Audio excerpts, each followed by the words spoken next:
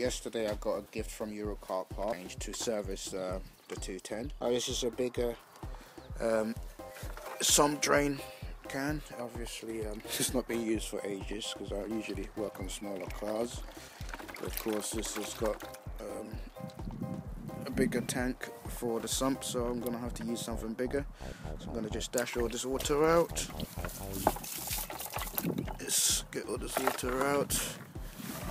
And then we're going to go do the servicing courtesy of Eurocar Parts. Right, so let's go do this then. Okay, so in this gift box I've got myself, of course, there we go, Eurocar Parts, and I've got myself 2 5-litre bottles of oil. I ordered a 10 to 40. Shell Helix, you can't go wrong with Shell. Shell fuel, Shell oil, performance at the peak. So yeah, I've got 2 of those. And oh, forgot to mention, I got a gift from China the other day. Got myself some new wheel caps. So there we go, new wheel caps. They're amazing, aren't they? Look at them. Absolutely brilliant. Brilliant, look at them. Right, so I might even change them as I do this. Came with some nozzle caps for the tyres. Put new tyre pressure on them as well, so that's looking good. So in here I've got my oil filter. I've got some brake pads for the front. It's gonna take a while to do those. Yeah, I've also got my air filter. So we're all looking good. Now let's go play ball. My 210 sits much lower compared to my 124, so I could just about get that underneath it. Whereas this, look at all that space underneath there. I can drag it in there. This one is less stuck as I put it underneath there. So what I'm going to do, as I've done with the previous video, I'm going to raise the vehicle because I need to get up there to get the sump bolt out, and then obviously change the oil for a start. So we're going to start the sump bolt while this the sump is draining. We're going to start looking at changing the oil filter at the top, and so on and so on. Another thing you might want to bear in mind with Mercedes, a lot of chassis share the same things. There's a lot of little bits and bobs that don't fit together. It could be air filter, oil filter, sometimes even the brake pads that look the same, but it's not the same. So when you go to a place like Eurocar Parts or Car Parts, although you're putting your registration in, because they do it by the batch year, what you notice is things are slightly different from what they give you.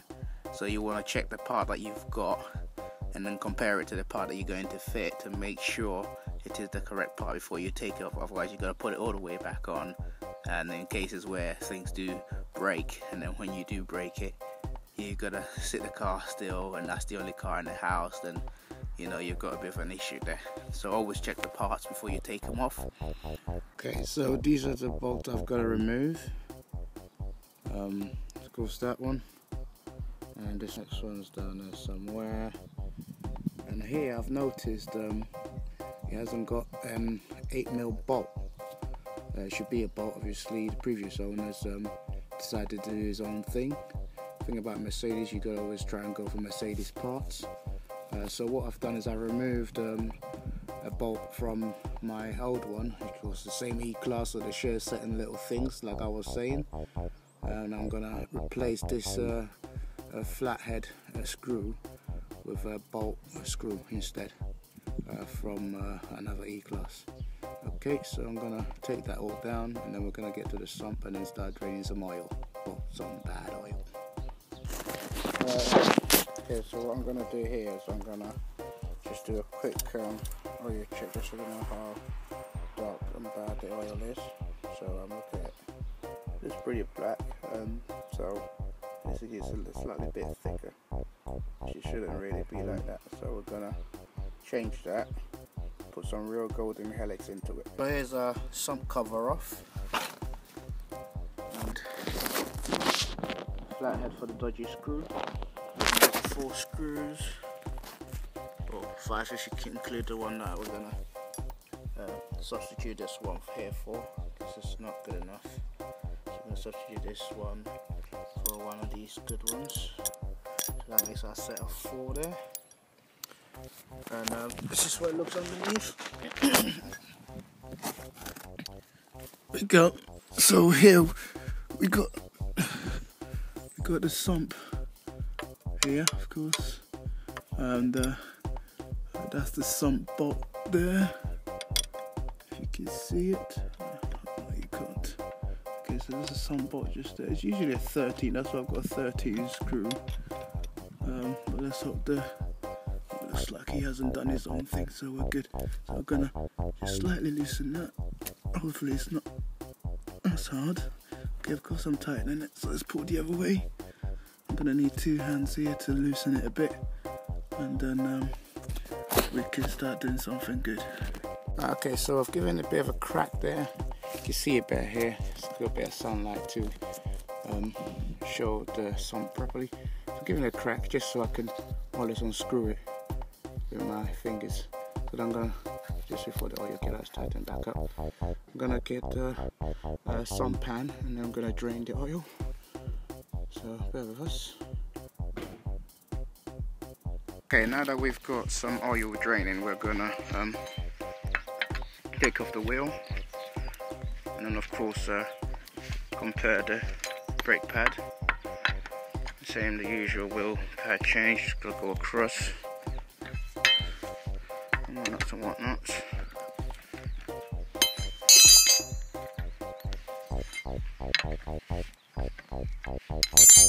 Okay, so I've turned the wheel slightly this way, got the windows down, and I've got the key in the ignition. When the key's in the ignition, you start turning these wheels, sometimes they can lock you out, that's why I've left the window open. Now my new ones, my new brake pads didn't come with brake sensors. So what I'm gonna use the old ones that are already on this. Right, so I'm gonna use a 30mm unlocking bolt to unlock the first one out.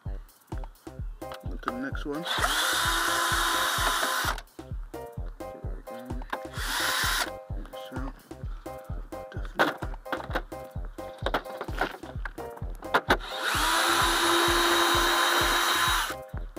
That's the cover off, and this is what the whole mother of a beast looks like. Of course it's in line 6, so you got the 6 pipes going through it. Can you see it? Excellent. Okay, and here we have the oil filter. It should really be hand tight. So let's just double check it. It's definitely hand tight, so we're good to go. Just gonna remove that. I'm gonna make sure all the washers, show you in here, should really come with some washers, I believe. Usually it does. So here we got our filter element. And, yep, at the bottom. Make it just make sure it don't let go about it. At the bottom of that we've got the washers, and they will have, you always got to change the washers as well. Don't do away with any washers whatsoever, but make sure you use them. So we're gonna put that on, remove the old one and put the new one on, and we're almost good to go. So here we are, out with the old, and then with the new. Go one here, just a tip there, one there in the middle, and then right at the bottom, just to seal it. Got most of the oil out there. It's all drained out to the bottom onto the sump. So we're going to put the filter in now. There we go with the new oil filter on. Looking pretty new compared to what we had on there. So there we go. Alright, so that's the oil filter in place. It's hand tight. And what I'm going to do right now is just fill back the oil. I've also managed to retrieve our lovely oil sump seal from the bucket. So I'm gonna give it a bit of a wipe, put it on the right side of the bolt, and I'm gonna stick it back. Right, okay, so anyway, got the funnel now. Yep, pure as gold. Right, okay, so we've done our oil change, so now I'm gonna do the brake disc change. I'm gonna push the cylinder further back using the flat tool, and here we've got a hexi bolt and another hexi bolt somewhere down here. Yep, they'll usually be a bit stiff, but I've slightly cracked them down so I can sort of loosen them up a bit with my hand, but you can see it's a bit stiff. So this is it. What you can see there is a really very worn brake pad, probably why the sensor was going off. I mean, every so often it will just tell me, oh, brake pads needs changing. So yeah, it's very worn. It's actually hitting the sensor. I'm not sure if it will work now. I'm gonna give it a shot anyway, see how it goes. So this is the other half, just down there. It's not as worn as the inside one, but of course it's not one that's being pressed by the cylinder. So yeah, I had to take this bracket off, but that's pretty self-explanatory. It's not something that you can't do yourself. Just a bit of common sense and you'll be fine. As you can see, I've pushed the cylinder all the way back, so we can easily fit the other two and then be able to fit it onto the disc really easily. Okay, so now what I'm gonna take this bit off and then lay the new ones in. I'll show you what that looks like once it's in. Right, so this is one half of the brake pad in. Now with this particular one, what you will notice, this particular one, it's got the prongs, just like this one. This is the other half, which I'm going to change once I've done this. So these prongs, which goes into the cylinder, just there, it fits into the cylinder, so it holds it into place. It's nothing special. You don't have to be a Michael Jackson's fan to be able to do it. It just clicks in, it slots in easily and holds it in place, and then you can add the other one on top of it. And yeah, so it's that simple, nothing special. The only thing you need to do with this one is, because of the backing plate, you need to add a bit of grease in. Most brake kits usually come with some grease, just so you don't disturb other road users as you brake, like someone scraping board, that squeaking noise and all that. This is what you use to stop it, so your brake is smooth and nice and less noisy, basically. So yeah, that slots in there. I'm gonna put the other half in, and I'm gonna stick it on, and I'm gonna lock it in place. And the second one just slots in place, just like that. That simple. Right, there we go. So that's on. I've already applied a bit of greasing to this one. So yeah, we're gonna put it back on and we're gonna lock it back up. And then I'm gonna attach the sensor. So I've got both of these brake pads in, but what I've noticed is the sensor that I've got, it's not going to fit this kind of brake pad that I've got.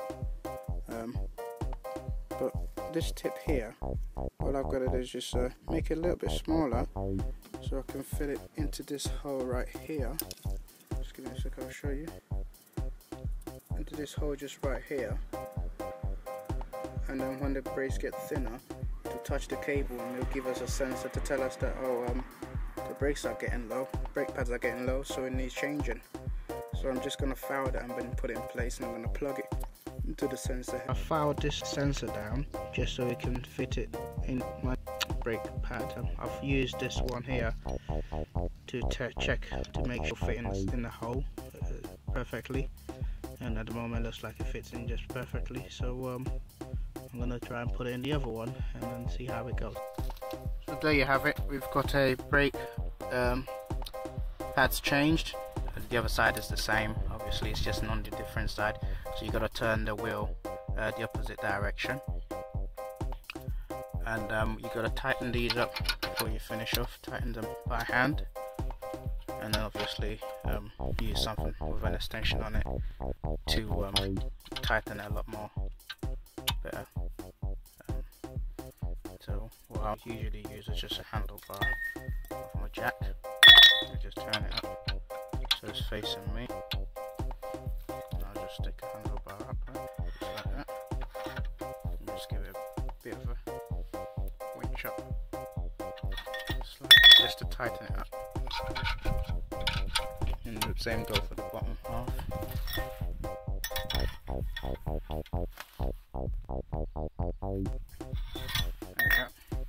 So that's tight enough. The only thing is just to change the other side.